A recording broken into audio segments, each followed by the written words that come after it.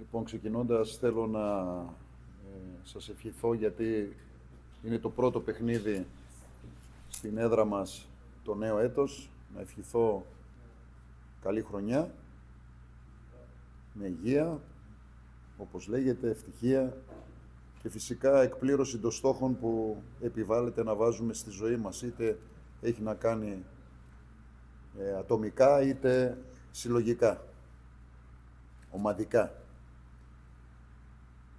Σήμερα, ξέροντας ότι είναι ένα δύσκολο παιχνίδι, γιατί είχαμε να κάνουμε απέναντι σε μια πολύ καλή ομάδα, διαχειριστήκαμε για μεγάλο χρονικό διάστημα ένα αγκάθι.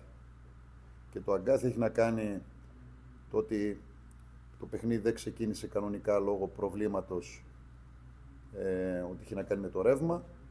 Αυτό ήταν και για τις δύο ομάδες φυσικά, αλλά ό,τι έχει να κάνει με την ομάδα μας, θα πω ότι σε αποσυντονίζει. Ετοιμάζεσαι να μπεις, να ξεκινήσεις και όλη αυτή η διαδικασία να ξέρετε ότι αποσυντονίζει μια ομάδα. Και το άλλο είναι ότι είχαμε ένα ημίχρονο, μια πολύ καλή εικόνα, που μέσα από αυτή τη διαδικασία, την εικόνα, την καλή,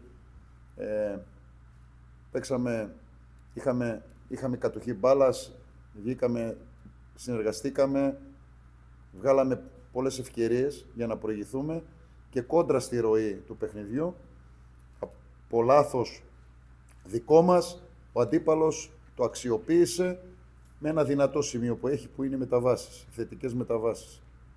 Με ένα πολύ ωραίο γκολ από πλευράς εκτέλεσης, το οποίο δεν ξέρω αν ήταν τυχερό ή πήγαινε για αυτή την κατάληξη.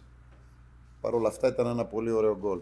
Αυτό που έπρεπε να κάνουμε, να διαχειριστούμε, είπαμε, το πρόβλημα, αυτό το αγκάθι, όπως το ονόμασα, στα παιδιά στο ημίχρονο,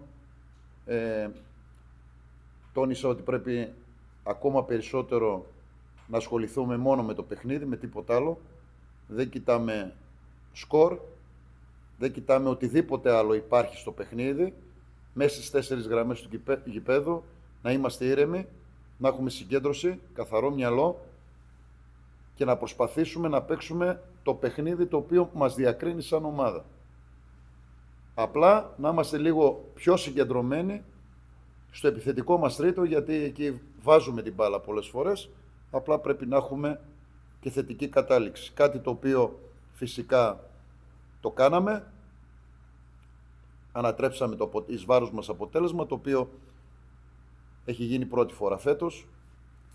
Άρα είναι καλό για να πιστεύουμε στις δυνατότητές μας ότι όταν κάτι δεν μας πάει καλά, είμαστε μια ομάδα που με αυτά τα στοιχεία που σας είπα πριν μπορούμε να ανατρέψουμε μια κατάσταση και να είμαστε στους στόχους που σήμερα ήταν η νίκη και φυσικά να είμαστε όσο γίνεται πιο ψηλά στο βαθμολογικό πίνακα για να μπορέσουμε να διεκδικήσουμε ό,τι μπορούμε να διεκδικήσουμε στα play-off.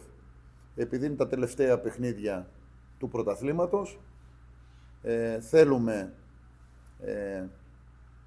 να συνδυάζουμε καλές εμφανίσεις, να συνδυάζουμε θετικά αποτελέσματα, ώστε να έχουμε έτσι ένα αριθμό συγκεκριμένο για να μπούμε στα play-off, στη μίνι διαδικασία αυτή.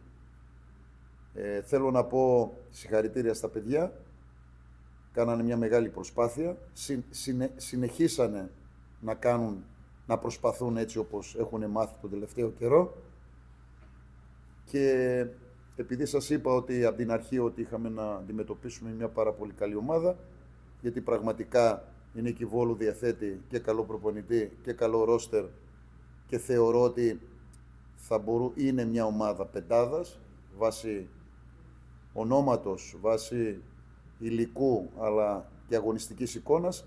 Εύχομαι πραγματικά να πετύχει αυτό το στόχο, γιατί θεωρώ ότι είναι ομάδα που το αξίζει.